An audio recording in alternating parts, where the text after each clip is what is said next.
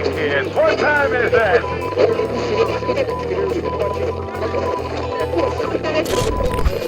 It's The Great War of Separation, issue number 2, and I really love this comic. This continues the story started in issue number 1, which I thought was pretty good, but mostly a setup issue, which is pretty understandable because there's Rippaverse Comics is getting a story that's going to be going on for a while, or at least 3 issues, because I know there's going to be issue number 3.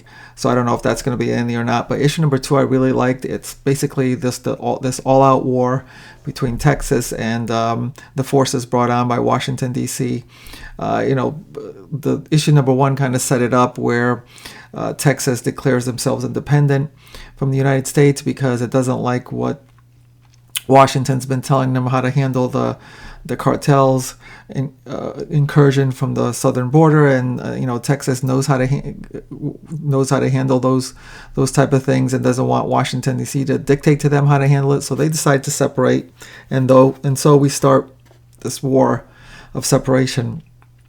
Like I said, issue number 2 is just all-out action between the forces that Washington sends and Texas, and it's basically a war between a war with superpowered people, which in the Rippaverse comics they refer to them as accepts.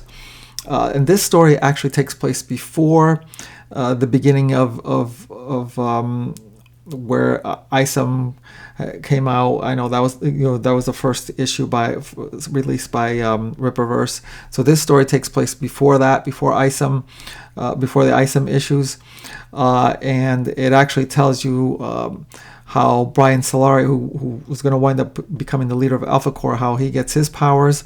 So the war, Washington D.C. sends a team of these superpowered individuals to take on Texas, and Texas is ready for them with their conventional military, fights them off and takes them out.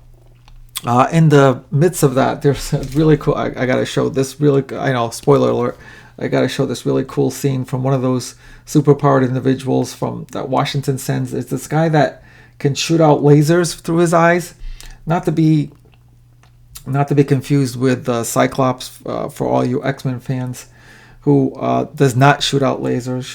His optic blasts are concussive, but this guy actually shoots out lasers. And here's the panel showing him taking out, well, let me get my fingers on him taking out, just burning 2 people in half, basically, by shooting those lasers.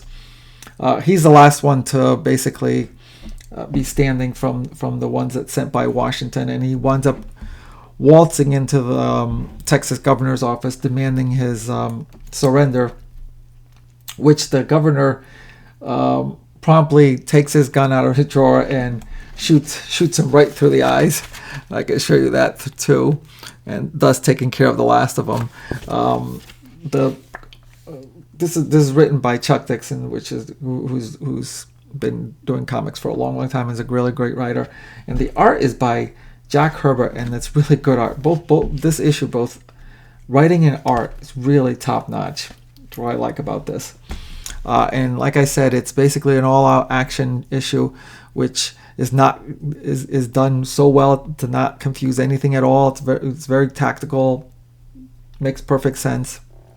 So after the initial wave of superpowered individuals that Washington sends and Texas takes care of them, they know that there's another wave coming. So what Texas does is they start to do this program where they're experimenting with genetics, taking people who have the gene with the potential to be enhanced, and experimenting on them using a process so that in order to awaken that gene, and thus they make their own, they create their own superpower beings from people who have certain genes.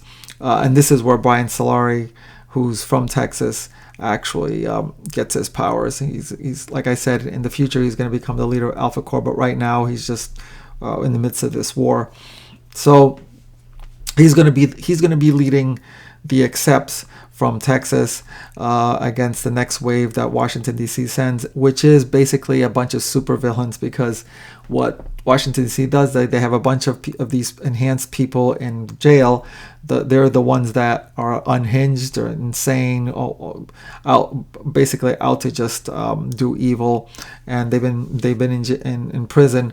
And what the government, the U.S. government, offers them is they can end their prison sentence if in turn they agree to come fight this war. So they actually also outfit them with these armored suits for even extra defense, and they get sent to continue this war with Texas. Texas then responds with their own squad of accepts led by Bryan Solari, and then it's just like from then on, it's just like panel after panel, page after page of an all-out war. It's just really one big action scene, which is done really well. And actually towards the end, and yes, spoiler alert, Texas does win that battle as well. Their superpowered beings do beat the what Washington, D.C. sends them. And actually towards the end of this, we actually see a young Avery who's going on to become Isom.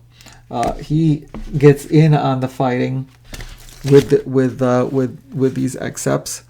And both him and his mother actually do. We found out that his mother has superpowers as well.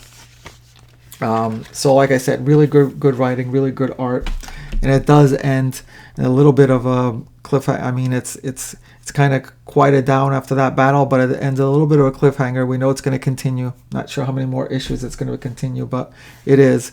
And we do see someone that is coming to try to infiltrate to do damage from inside of Texas, because it's someone that has can change appearances, like a chameleon type, changeling type person that is potentially going to do some damage from the inside. So, and that's how it ends. But like I said, really great issue, good writing with Chuck Dixon, good art, Jack Herbert, and it's just really, if you like a comic that's basically all out action, this is the one for you. It's really, really well done. I love this story. I think this is probably my favorite story out of the Rippaverse comics. I'm glad they're making a multi-part story.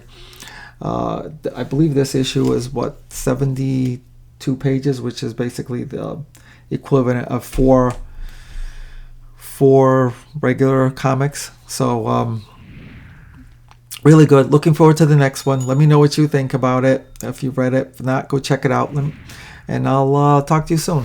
Thanks for watching GeekTime TV. If you like this video, please subscribe to the channel. If you subscribe, make sure to check the little bell icon anytime someone from our network drops new content here. Want some GeekTime swag? Check out the merchandise available in the GeekTime TV store, linked in the channel description below. Share GeekTime TV with friends, and as always, thank you for your support. We'll see you soon.